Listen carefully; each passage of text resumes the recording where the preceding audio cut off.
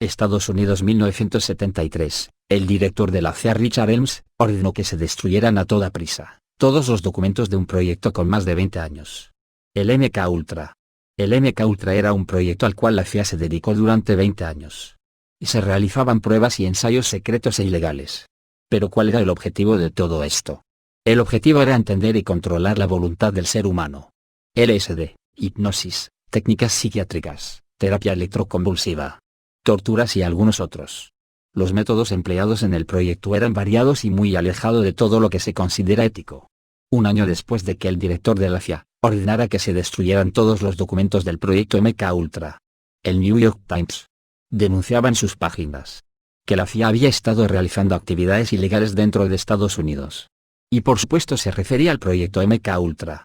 Casi 70 años después del proyecto MK Ultra, que contaba con más de 150 subproyectos de investigación, solo salieron a la luz algunos de los secretos. Por desgracia, gran parte de la información se perdió en 1973.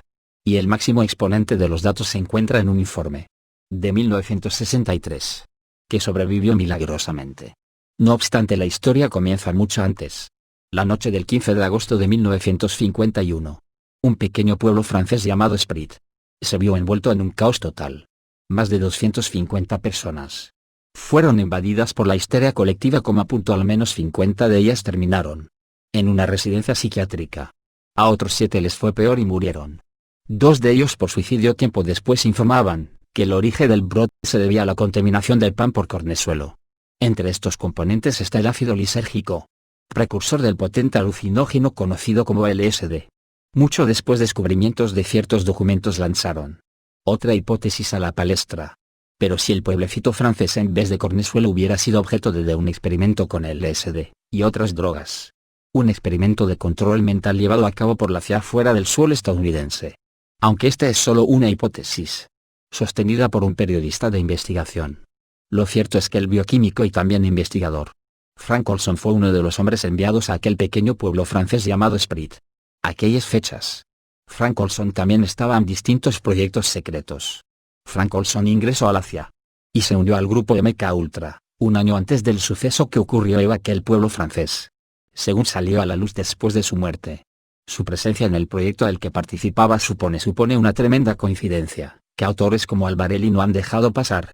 Olson conecta a la CIA con aquel pueblo de Francia.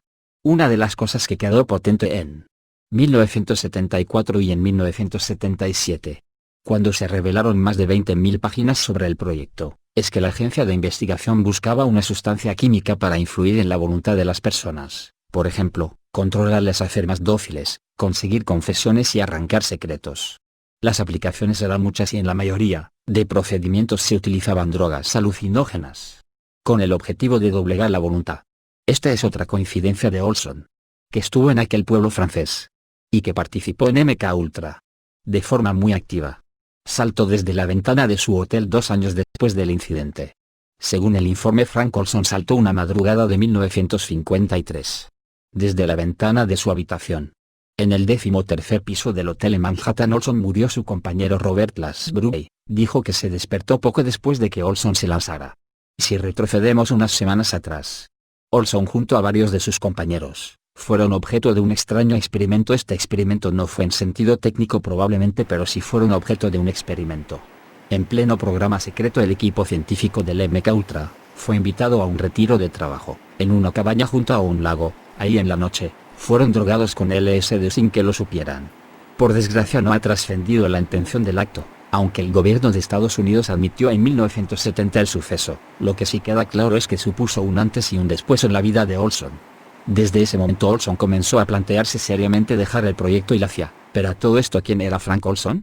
Frank Olson era un bioquímico reputado, militar y con muchas décadas de servicio en los servicios militares de investigación, especialmente en la guerra biológica. Su especialidad eran los aerosoles y armas aéreas.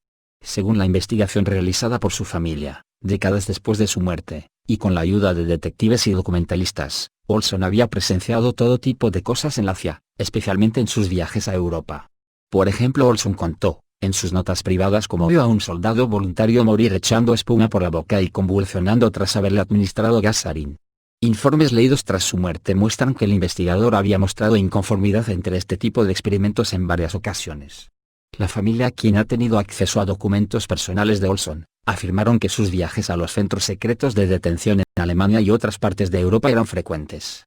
También que Olson pudo ver escenas similares a la del soldado en varias ocasiones. Sin embargo, fue a partir del momento en el que su superior le administró LSD, que Olson pareció querer retirarse de la acción de forma definitiva. Fue en 1953 cuando Olson solicitó su destitución como jefe de operaciones. Sin embargo, sus superiores le obligaron a rebajar la presión psicológica que sufría, con la ayuda de un psiquiatra, el Dr. Harold, íntimamente ligado al proyecto. En las últimas conversaciones con el Dr. Harold, aconsejó el internamiento de Olson en un psiquiátrico de forma inmediata. Frank Olson aceptó de buena manera, por lo que fue trasladado a un hotel junto con su compañero Robert Lasbrook. Poco después, Olson y Lasbrook se encontraban en el hotel esperando la hospitalización. Esa misma noche Olson saltó. El salto de Olson tuvo mucho más impacto del esperado, propició una sanción al proyecto MKUltra que lo ralentizó profundamente. Aún así, el proyecto continuó, hasta 1964. Momento en el que probablemente la falta de resultados y otros factores como las condiciones más transparentes de la administración, MKUltra comenzó su desmantelamiento. MKUltra fue clausurado y la gran mayoría de sus documentos fueron destruidos en 1973, tras la decisión del director de la CIA en ese entonces, ya que se temía una inspección interna por parte del gobierno.